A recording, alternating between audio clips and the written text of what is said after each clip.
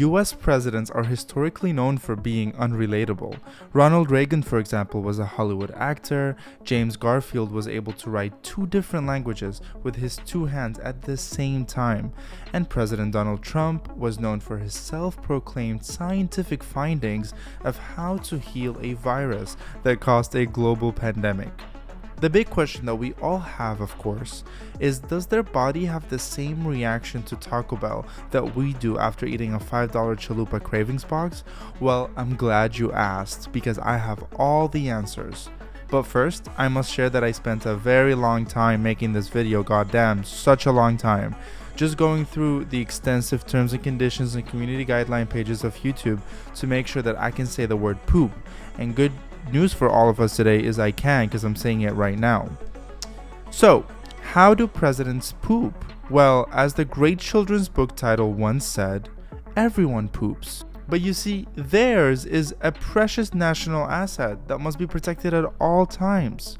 A former White House aide once spoke with the Chicago Tribune about the agent's protective responsibilities regarding President Bill Clinton in 1998, which was the year I was born, fun fact.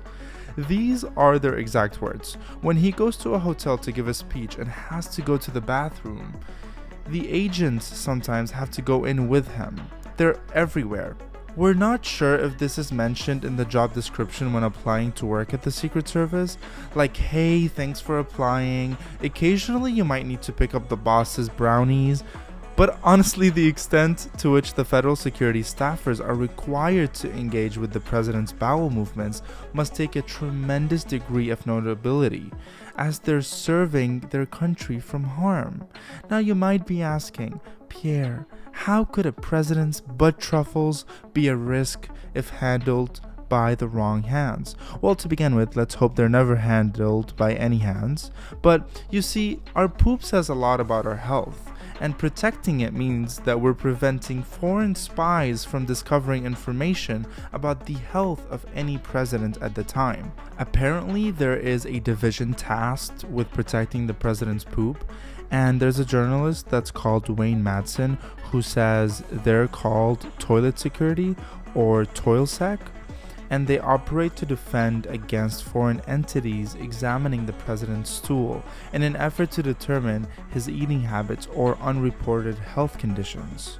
As bumfuzzling as all of this sounds, the idea of examining someone's stool samples for counterintelligence is a practice that resurfaces on news headlines every now and then. In fact, even Joseph Stalin, which is the former president of the Soviet Union, is alleged, we don't know, to have spied on Mao Zedong, I'm gonna get butchered for this pronunciation, who's the former president of the People's Republic of China, by analyzing feces in order to construct a psychological portrait.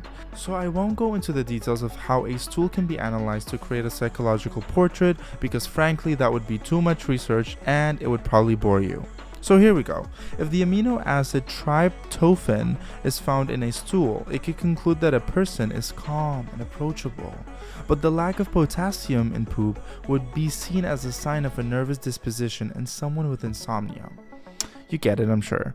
Although there isn't any solid proof that countries use this method to spy on each other, it's one of these situations that you better be safe than sorry. So there you go. You get it. It's a risk. We all live with it. I mean, presidents live with it. Sad for them. So let's review what we learned today. Your poop can say a lot about your health. Everyone poops, even presidents. Presidential poop is a national asset that must be protected at all times. My jokes are not funny. And you should consider subscribing for more poop content. Okay, I really have to go right now. See you in the next video. Bye.